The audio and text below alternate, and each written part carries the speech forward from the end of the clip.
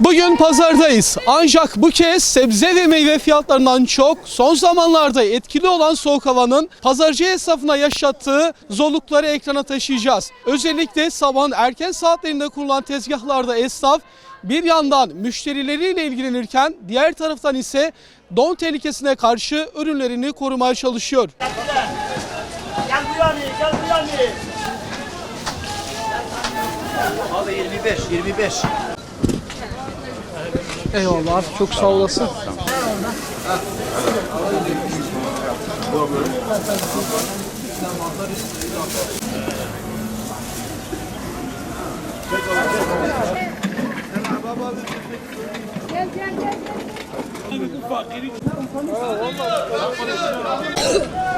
Allah biz oturuz.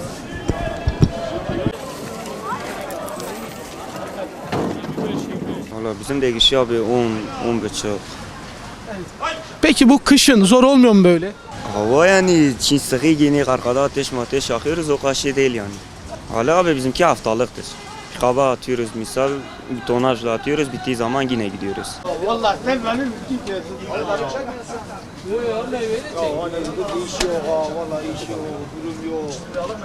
Pazarda çaycıyım abi, çay satıyorum. Pazarın kendi esnafıyım. Uzun zamandır bu işin içindeyim. Peki kışın zor olmuyor mu böyle? Vallahi kışın zor oluyor abi. Kapalı bir alan yapsaydılar belediye bize çok iyi olurdu. Yani böyle yağmurda, karda, kışta çok zor. Sabah kaçta başlıyorsun, kaçta işi bırakıyorsun? Sabah erken 7'de evden çıkıyoruz işte. Buraya gelip çayımızı, tezgahımızı kurana kadar, çay kaynana kadar saat 10'u buluyor. Esnafımız dezgesini açtığı gibi zaten artık çay dağıtmaya başlıyoruz. Sabah 8-9'da geliyorum, bazen 10'da geliyorum. Gayet çok güzel, her şey şeffaf, gayet güzel kazanıyorum. Abi tabii ki zordu, her işimiz zorluğu var. Tabii pazarımız kapalı olsaydı daha güzel olurdu ama kapalı semt pazarı sabit olunca pek randıman vereceğini düşünmüyorum ben, kendim düşüncem.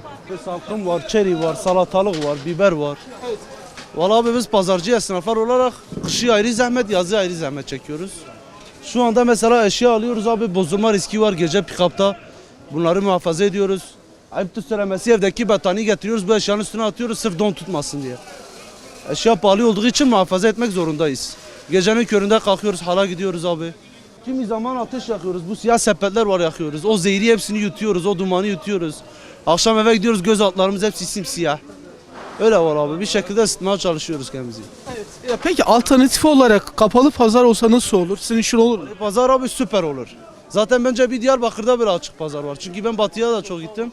Oradakiler hep kapalı pazardır ama bizim böyle bir hizmet yukarı Bağcılar tarafında birkaç tane kapalı pazar var ama faaliyette değil onlar bildiğim kadarıyla. Bu Diyarbakır'da yok abi.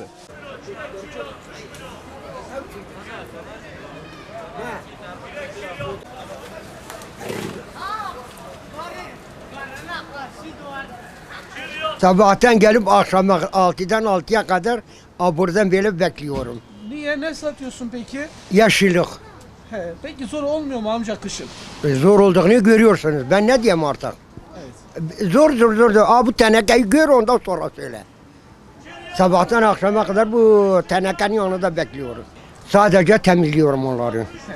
Sabah 8, akşam 5'e kadar. Sadece ben temizlik yapıyorum, eve gidiyorum.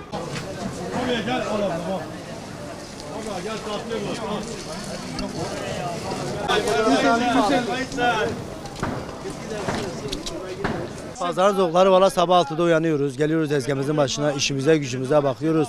Tabi Allah kısmet ettikçe malı bitirmeye çalışıyoruz mesela. Mesela gördüğünüz gibi her ürün üstüne 10 TL bırakıyoruz mesela. Mesela karşılara bunu gördüğü zaman diyor pazarcılar kazanıyor. Mesela biz peşmana para sokuyoruz mesela. Onlar diyor belki hepsi bizimdir. Ama hepsi keşke bizim olabilseydi mesela. Mesela bu mandalina 12 lira alışıdır 20 lira.